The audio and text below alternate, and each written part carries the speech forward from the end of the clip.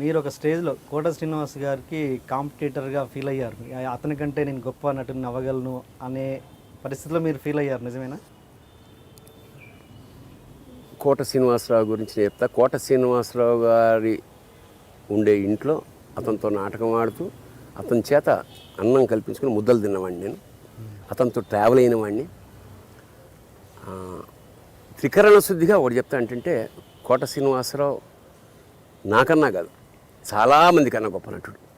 Okay. He was never a competition to me. అయితే నన్ను అతనికి కాంపిటీషన్గా చెస్ ప్లేయర్ లాగా అది పావు తీసి నన్ను పెట్టడానికి కొంతమంది ప్రయత్నం చేశారు. అది ఆయన బాధపడ్డాడు. స్వయంగా ఇంటికి వచ్చి నేను ఫ్లైట్లో దిగ్గానే ఇంటి ముందున్నాడు. కోట శ్రీనివాసరావు గారు మా ఇంటికి వచ్చాడు ఏమిటి, వ్యక్తిగా గురించి మాట్లాడలా. వ్యక్తిగా 1,00,000 మైనస్ ఉండొచ్చు. యాక్టర్గా hats off to him any day. నాకన్నా చాలా గొప్ప నటుడు. నాకన్నా కాదు, చాలామంది కన్నా గొప్ప. వెయిటింగ్ ఇంకా ఏమయ్యా భరణి, ఆ వేషం నువ్వు వేస్తున్నావు కదా, వెయ్యకు. ఎందుకు సార్, నన్ను తీసేసి నీకు ఇస్తున్నారు ఆ వేషం, వేయకు. మరి నేను వేయకపోతే వాళ్ళు పెద్దవాళ్ళు సార్, మరి నాకు సర్వైవల్ లేదు కదా, ఏంటి నాకన్నా గొప్ప, నేను ఇప్పిస్తాను ముందా అంటే మీరు ఇప్పిస్తే వేయాల్సిన స్థితి నాకు లేదు. అయితే వేస్తా అంటావు, తప్పదు సార్ మీరు చెప్పేసారు, వెయ్యనల్లా అబద్ధం ఆడలేదంట, వేస్తా. మీకన్నా గొప్పగా వేసాను లేదా అది పక్కన, నిజానికి గొప్పగా వేయలేదు. కోట శ్రీనివాసరావు వేసి ఉంటేనే ఆ సినిమా బాగుండేది. అంచేత కోట శ్రీనివాసరావు ఈక్వల్ కూడా చాలా రంగస్థలం కూడా మేము షేర్ చేసుకున్నాం. కోట శ్రీనివాసరావు నిర్బంధంగా ఎప్పుడూ నాకు పోటీ కాదు, నాకన్నా మంచి నటుడు. ఎందుకు అది ఆ సినిమాలోంచి ఎందుకు వద్దనుకున్నారు కోట గారు? వాళ్ళకి ఏదో ప్రాబ్లమ్స్ వచ్చాయి, వాళ్ళ డబ్బా ఈ ఒక్కొక్క వ్యక్తి ఈడు అంటాడు, క్యారెక్టర్ అంటాడు. అది అతను వచ్చాడు, మీరు వేయాలి వేషం అండి. నేను నైట్ సార్, నైట్స్ అయితే నేను చేయను, 20 నైట్స్ నేను ఎక్కడ చేస్తాను, మీరే వేయాలి సార్, లేకపోతే ఇంకెవరికి వెళ్ళాలి, కోటకి వెళ్ళాలి. అది ఎవరికి వెళ్తాను, అది వెళ్ళాడు. వెళ్ళి లేదు సార్, మీరైతే నైట్స్ కాకపోతే దాన్ని కొన్ని డేస్ చేసుకుంటా, కానీ నేను పడలేనండి అతనితో, మీరే నిన్ననే ఆయన బర్త్డే, నేను విష్ చేసి ఎత్తలేదు.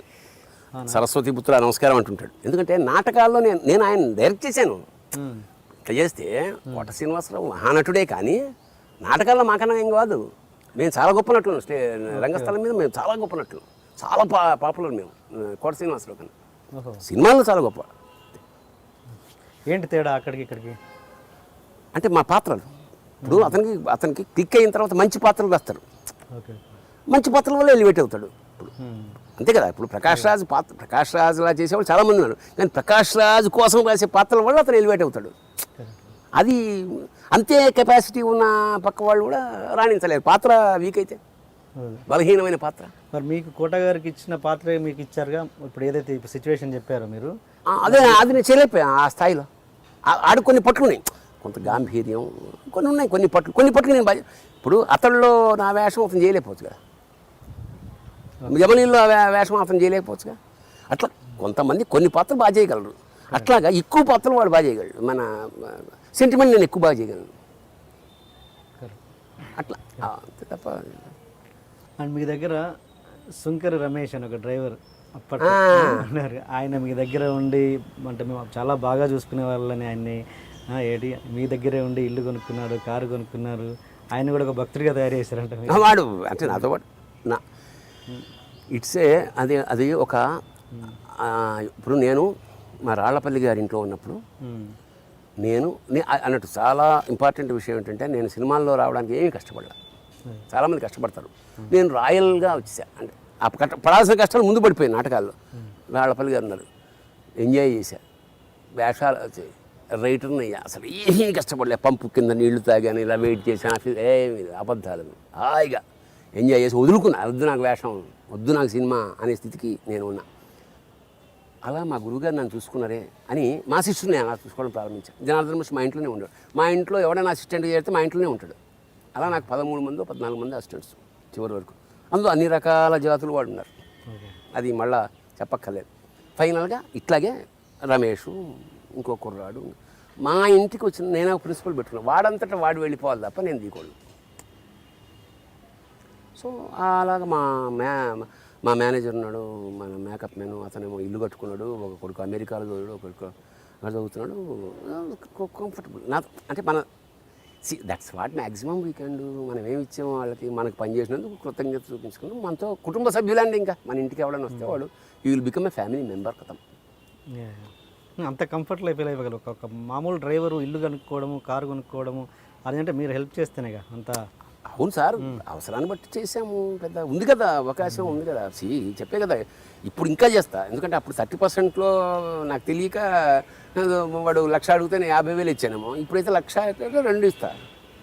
అదే అసలు నేను ఇవ్వడంలో ఉన్న హాయి నాకు నేను పట్టేసుకున్నా కదా, ఆ మజా వచ్చేసింది నాకు.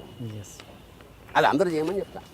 అండ్ మళ్ళీ సినిమా పరంగా వస్తే త్రివిక్రమ్ గారి సినిమాల్లో నువ్వే నుంచి మీరు చేస్తున్నారు. ఈ మధ్య వరుసగా 2 సినిమాల్లో చేయట్లేదు. ఏంటి రీజన్ ఏంటండి? డేట్లు కుదరలేదు ఫస్ట్. అంతేనా? ఏం లేదు, సిద్ధుకి ఈజ్ వండర్ఫుల్ ఇంటలెక్చువల్. మా ఇంటికి వస్తుంటాడు. నిజానికి నేను మిథునం సినిమా చేస్తున్నప్పుడు చేయగలనా లేదా, ఇంకా నెక్స్ట్ వీక్లో నేను చేయగలనా లేదా అని డైలమా వస్తున్నప్పుడు నాకు కొంచెం సపోర్టింగ్గా సక్సెస్ఫుల్ డైరెక్టర్ కదా అని మా ఇంటికి పిలిచారు. మీరు తప్పు ఏమైనా చేస్తానా అంటే, రాంగ్ షాట్లు తీస్తానా, భయంగా ఉంది, నాకు అంత నాలెడ్జ్ లేదు. మీరు తీసే రాంగ్ షాట్లే నాకు కావాలి. నాకు రాంగ్ అని మీకు ఎక్కడ తెలుసు, తీయండి అని ఆ ధైర్యం కూడా ఉంది. సో లేకపోవడానికి కేవలం డేట్లు ఇంకోటి డేట్లు మంచి వేషం ఒకవేళ లేకపోతే కొంతమంది డైరెక్టర్లు నాకు ఇవ్వరు. ఇవి ఎందుకు ఈ వేషం వేస్ట్ అని. అలా వర్మ చాలా ఇవ్వలేదు, చాలా ఇచ్చాడు. ఇప్పుడు గాయం మళ్ళీ పిలిచాడు, నీ వేషం నువ్వే చేయాలి. ఆ తర్వాత వద్దా నువ్వు అనవసరం, అదొకటి ఉంది. అసలు నాకు ఇంతవరకు నేను నా కసితోటి నా కొడుకు వీడొద్దు అన్న సంఘటన అంటే యుద్ధం అంటే ఒకరితో వైరం అనేది నాకు ఒకరితోటే ఉండేది.